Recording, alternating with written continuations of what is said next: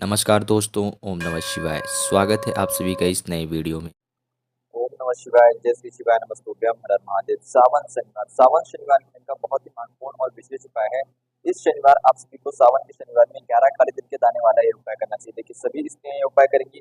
घर की सभी महिलाएं, सभी स्त्रियां, सभी माताओं बहनों से विनम्र रूप से निवेदन है कि सावन शनिवार के दिन ये छोटे से विशेष उपाय अवश्य रूप से करें, जिसमें काले तिल, 1 लोटा शुद्ध जल, एक बाती, इन सभी चीजों का प्रयोग करना है। तो कैसे करेंगे, किस प्रकार करेंगे सावन शनिवार के दिन के विशेष और महत्वपूर्ण उपाय, जिससे कि आप शनिवार के दिन से शनिवार को उपाय करके पूज्य गुरुदेव जी द्वारा बताए गए इस उपाय को करके आप अपने घर को सुख शांति समृद्धि में बना सकते हैं। साथ ही साथ शनिदेव को प्रसन्न कर सकते हैं, शनिदेव की अनुकंपा कृपा प्रदान पा सकते हैं और उनकी जो कुदृष्टि है, उनका जो क्रोध है, उससे बच सकते हैं। तो चलिए जानते और समझते हैं कि हम सभी को सावन शनिवार के दिन इन उपायों को कैसे करना चाहिए। लेकिन प्लीज उससे पहले वीडियो को लाइक अवश्य रूप से करिएगा।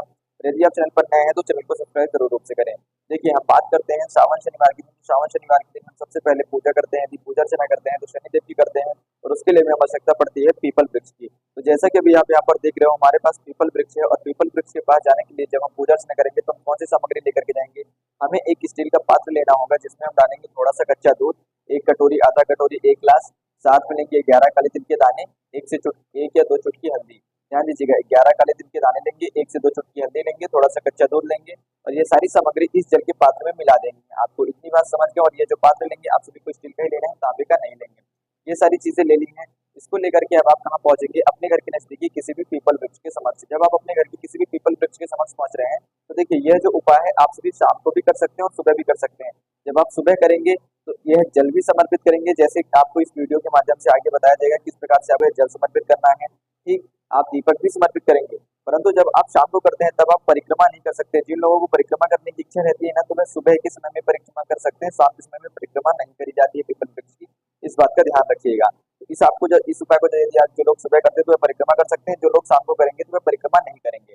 अब हमें करना क्या है, सबसे पहले जैसे ही पीपल वृक्ष के समक्ष पहुंच रहे हैं तो संध्या के 8 बजे के पहले पहले करते हैं, यानी कि प्रदोष काल में कर रहे हैं शाम को हम इस उपाय को, और 8 बजे के पहले कर रहे हैं, लगभग 6:30, 7, 7:30 इसके करीब कर रहे हैं।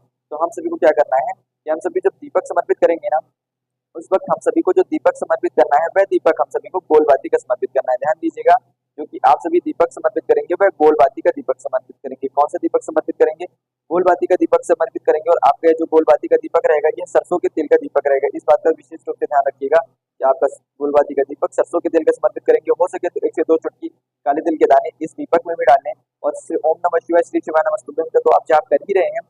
साथ ही साथ ओम शम शनिश्चराय नमः, क्या नाम लेंगे, शनिवार का दिन है तो ओम शम शनिश्चराय नमः। देखिए, पीपल के वृक्ष के समक्ष खड़े होकर के भगवान शनि देव जी के बीज मंत्र का जाप करते हैं। कौन सा मंत्र का जाप करते हैं, ओम शम शनिश्चराय नमः, ओम शम शनिश्चराय नमः। इस बीज मंत्र का जाप करके आप ये दीपक समर्पित करते हैं तो आपके ऊपर भगवान शनि देव जी की एक अलग ही और अनोखी अनुकंपा कृपा बरसती है।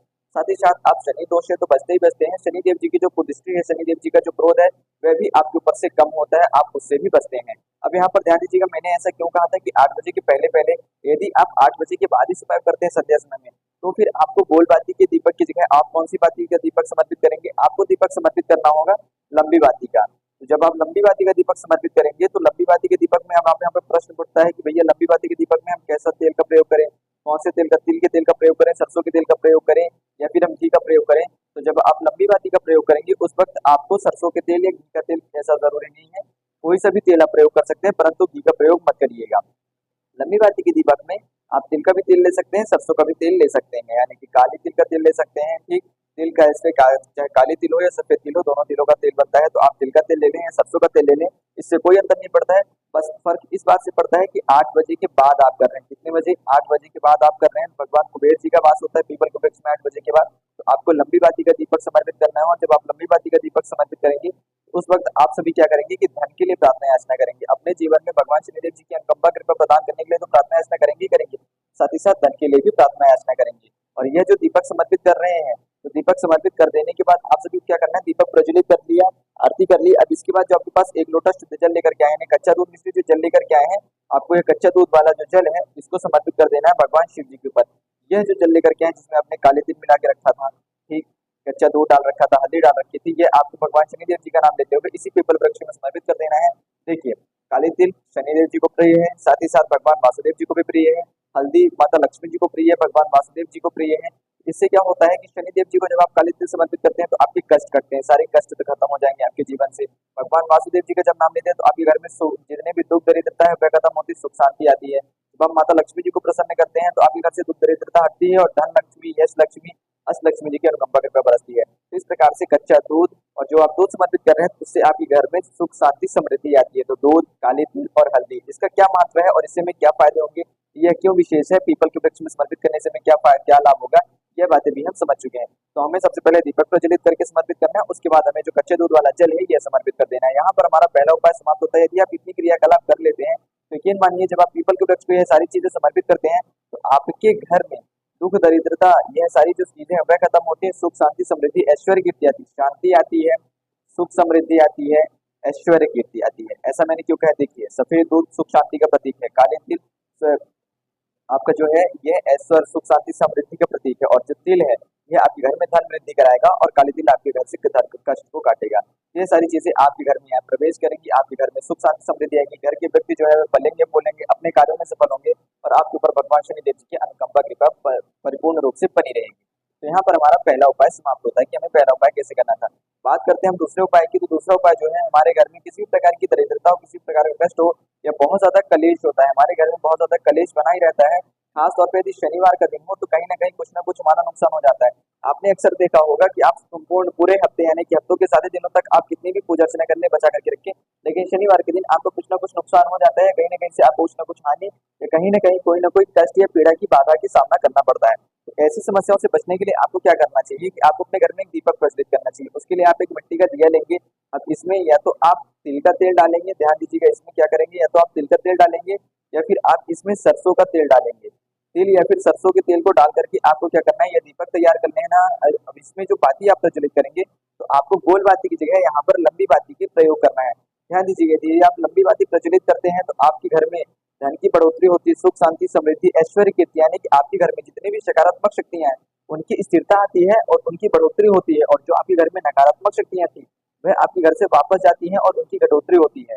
यहाँ पर समझिएगा, जब आप लंबी बाती का प्रयोग करते हैं ना तो आपके घर में स्थिरता, सुख शांति समृद्धि, किसी भी चीज में वृद्धि होती है, उसमें बढ़ोतरी होती है और दरिद्रता आपकी कटती है। तो आप सरसों या काले तिल के तेल का प्रयोग करें, तिल का तेल या सरसों के तेल का प्रयोग करेंगे, एक लंबी बाती का दीपक प्रज्वलित करेंगे और इसको कहाँ पर प्रज्वलित करके रखना है, तो आप अपने घर के, ध्यान दीजिएगा, जैसे आपका घर होगा अब यहाँ पर आपकी फिर एक बाउंड्री आती है और उस बाउंड्री के पास एक गेट लोहे का होता है, वहां पर नहीं करना है, इसके अंदर आएंगे जहाँ से आप अपने घर के अंदर प्रवेश करते हैं, ना कि आप अपने घर की बाउंड्री के अंदर प्रवेश करते हैं, आप अपने घर के कमरों के अंदर, हॉल के अंदर प्रवेश करते हैं, वहां पर आपको प्रज्वलित करना है। कहने का तात्पर्य है यहाँ पर चौखट के पास, यहाँ पर सीधे हाथ की तरफ घर के अंदर खड़े होंगे और बाहर की तरफ देखिए, यानी घर के बाहर यहाँ पर आकर नहीं खड़ा होना है आपको कि आप यहाँ पर खड़े हो रहे हो और घर के अंदर देख रहे हो, नहीं, आप अंदर से ही दीपक को प्रज्वलित करके रखेंगे। ठीक अंदर खड़े हैं, चौखट के अंदर खड़े हैं, दीपक को अपने सीधे हाथ की तरफ प्रज्वलित करके रख देंगे, भगवान शनिदेव जी का नाम लेंगे, भगवान महादेव जी का नाम लेंगे, फिर भगवान वासुदेव जी का नाम लेंगे। इस प्रकार ओम नमः शिवाय, ओम शम शनिश्चराय नमः, ओम नमो भगवते वासुदेवाय नमः, इस प्रकार से आप त्रिदेवों के नाम लेंगे। भगवान वासुदेव जी का नाम ले लिया,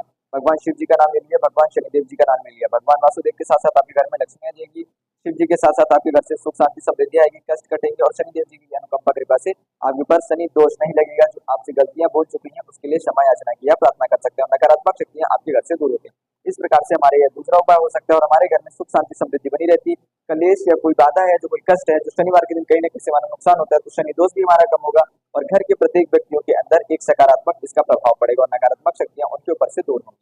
यहाँ पर हमारा दूसरा उपाय समाप्त होता है, जो कि हम सभी को श्रावण शनिवार के दिन अवश्य रूप से करना चाहिए। अब यहाँ पर बात आती है कि भैया हम इस उपाय को करना किस समय पे, इस उपाय को हम शाम के समय पे करेंगे। ध्यान दीजिएगा, घर में दीपक प्रज्वलित करने वाली जो विधि है यह संध्या के समय पे करनी है। जो हमने पहले उपाय करा था, ये वाला जो पहला हमारा उपाय था जिसमें हमने कच्चा दूध जल समर्पित करा था, इसको हम या तो सुबह भी कर सकते हैं और शाम को भी कर सकते हैं, परंतु जब सुबह करेंगे तो शाम पर ध्यान दीजिएगा, परंतु जब हम शाम को करते हैं ना इस उपाय को, तो हमें परिक्रमा करने की अनुमति नहीं है, और जब हम सुबह करते हैं इस उपाय को तो हमें परिक्रमा करने की अनुमति है। बस इतना ही अंतर था पहले उपाय में। अब हम बात करते हैं अपने तीसरे उपाय की। तो देखिए, ये तीसरा उपाय है, हमारे जीवन से रोग दोष बीमारी जैसी समस्या, पीड़ा जैसी समस्या, शारीरिक पीड़ा जैसी समस्या कहीं ना कहीं बनी रहती है। तो बीमारी जैसी समस्याओं को दूर करने के लिए क्या करेंगे, एक स्टील का पात्र लेंगे और एक तांबे का पात्र लेंगे। तांबे के पात्र में केवल और केवल शुद्ध जल भर लेना है। एक तांबे के पात्र को हमने जल भर करके तैयार कर लिया। स्टील के पात्र में हमें क्या करना है कि थोड़ा सा हम क्या करेंगे, दूध मिलाएंगे, कच्चा दूध लेंगे। कच्चा दूध कितना लेना है, जितना हो सके। कच्चे दूध में आप जल मिला करके भी इस स्टील के पात्र में डाल सकते हैं। तो कच्चा दूध मिला करके आपने स्टील के पात्र में डाल दिया। कुछ काले तिल के दाने लेंगे, काले तिल के दाने ले सकते हैं या फिर काली मिर्च ले सकते हैं। काली मिर्च लेते हैं तो बहुत अच्छी बात है। काली मिर्च कितनी लेंगे तो 11 काली मिर्च के दाने लेंगे, उनको अच्छे से पीस लेंगे, चूरा बना लेंगे। अच्छे से पीस करके चूरा बना लिया है। अब चूरा बनाने के बाद इस जल के पात्र में डालें, कच्चा दूध डालें, दोनों को मिश्रित कर लें। दोनों को मिश्रित करके भगवान शिव जी के मंदिर पहुंचे। शिव जी के मंदिर पहुंच करके सबसे पहले काली मिर्ची मिश्रित, कच्चे दूध और काली मिर्च मिश्रित यह जो आपका जल था इसको समर्पित करेंगे भगवान शिव जी के ऊपर अवधूतेश्वर महादेव जी का नाम लेकर के। ध्यान दीजिएगा क्या नाम लेकर के, अवधूतेश्वर महादेव जी का नाम लेकर के समर्पित कर रहे हैं।